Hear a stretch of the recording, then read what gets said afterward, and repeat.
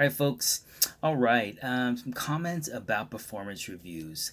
Over the years, I've had multiple performance reviews that really stood out to me, and those that really did were those that were detailed, that were not general in nature. If there was a question about, my attitude, how my attitude was, it wasn't just a general comment that said it was good or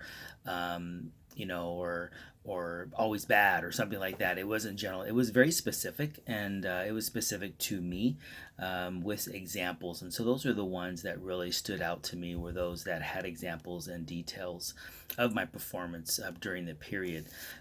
So also with me doing the performance reviews, I found those that were the most successful really actually were those reviews with employees that I had really built a good relationship with over the course of time.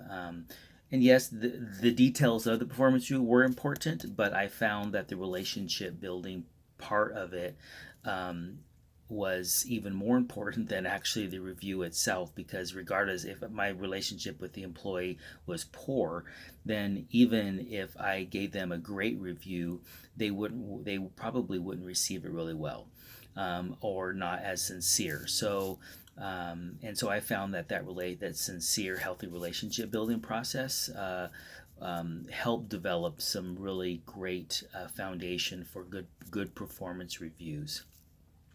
And then motivation for me personally. So I had one review some years ago where a manager sat down with me for the performance review, and the way that she presented it was really great. So she didn't just give me performance review and say, here's what we think about you over this last quarter, but it wasn't more of a we thing. It was actually an I thing. So she personalized it, and so she gave me examples of how my performance and my attitude and the things that I did and above and beyond, and even some things I needed some to work on, but how they affected her personally. Because the reality is I worked for her, and so she personalized it and said, "This is what your work for this organization, how it affects me, and how I see it personally."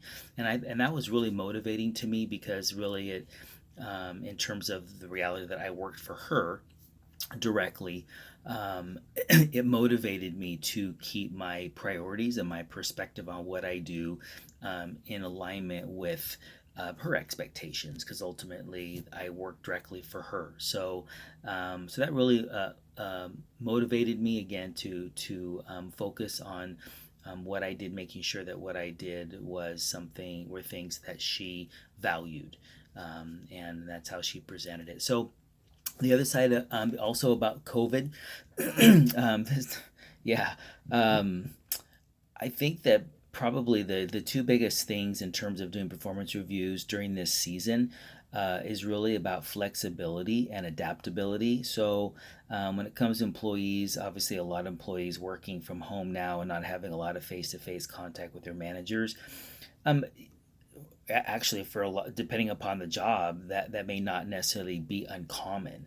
Yes, maybe a little less face to face, but probably may not be that much different. So depending upon the job. So I think really emphasizing during the review the need for the needed flexibility and adaptability during this season, and really talking about how the employees have been able to do that well, amongst all the challenges that this COVID season has brought, but really emphasizing that and just showing a lot of grace and flexibility there too, and then looking for opportunities for improvement, and then opening up for feedback and saying, hey, as a manager, how can I help you do your job better during this season as well? So hopefully there's some good comments and suggestions there for performance reviews. Look forward to the next video.